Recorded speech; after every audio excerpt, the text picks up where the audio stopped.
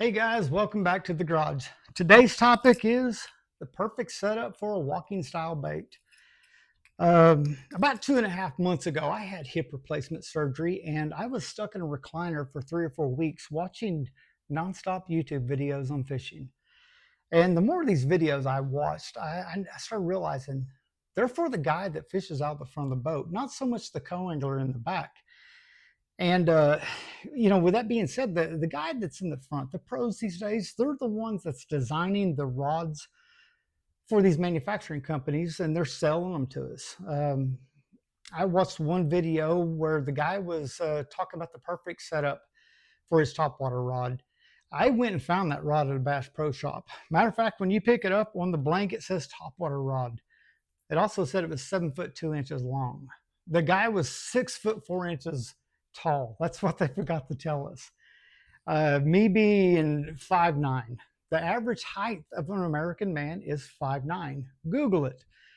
If I was throwing a 7 foot 2 inch rod, first of all, the tip of that rod is going to be slapping the water nonstop, especially when I'm trying to work a walking style bait. Uh, the one thing, about the boater in the front, with that longer rod, he might need it. He might be bomb casting a whopper plopper to say down a bank, or just or throwing a walking bait, bomb casting it out over a point or something. He might need that for his casting distance.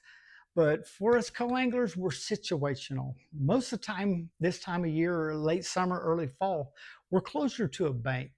A long cast for us might be 30, 35 yards at most. So we don't need that long rod. Also, with a longer rod, you don't have a tendency of getting that accurate of a cast.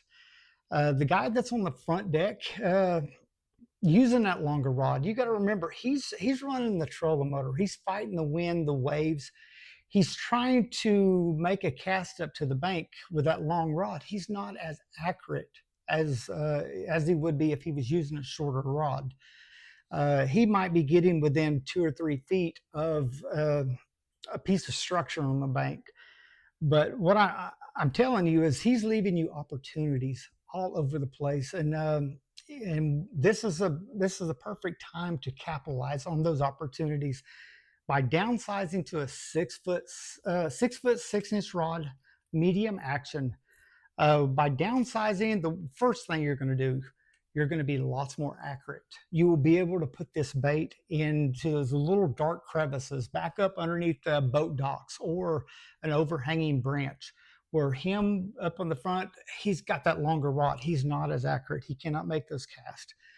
You can row cast with a shorter rod. It means underhand row casting. You get that lure at a low trajectory to skip back up into those dark crevices. Also, with a I got caught up into this trend of going to a bigger rod.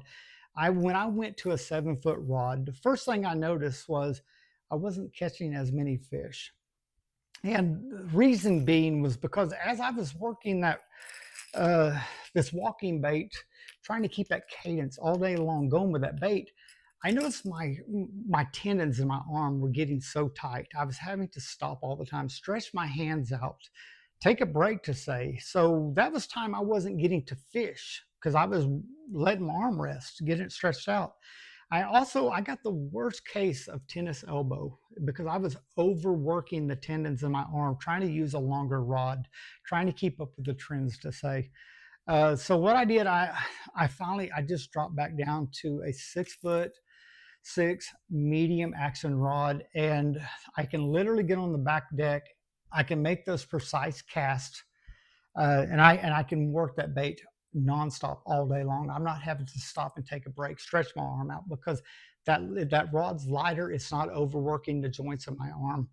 So anyhow, guys, I hope this helps. I don't want you getting caught up in the trends. Uh, Go out, invest in a 6.5 foot medium action rod on the next time you go out to do some walking. So anyhow, guys, like, subscribe, check me out next week.